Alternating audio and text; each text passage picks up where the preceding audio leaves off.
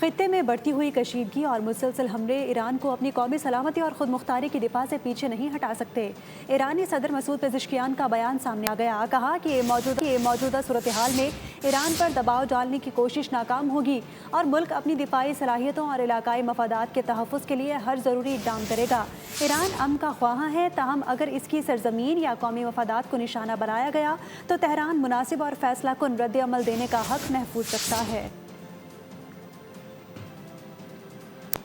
خطے میں بڑھتی ہوئی کشیدگی اور مسلسل حملے ایران کو اپنی قومی سلامتی اور خود مختاری کی دفاع سے پیچھے نہیں ہٹا سکتے۔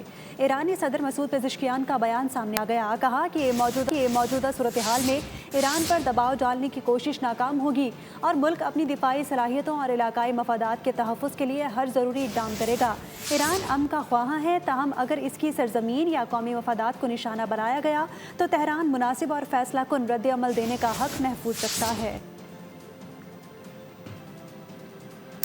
خطے میں بڑھتی ہوئی کشیدگی اور مسلسل حملے ایران کو اپنی قومی سلامتی اور خود مختاری کی دفاع سے پیچھے نہیں ہٹا سکتے۔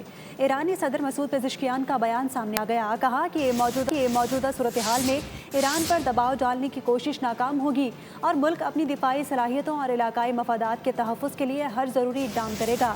ایران امن کا خواہاں ہے، تاہم اگر اس کی سرزمین یا قومی مفادات کو نشانہ بنایا گیا تو تہران مناسب اور فیصلہ کن رد عمل دینے کا حق محفوظ رکھتا ہے۔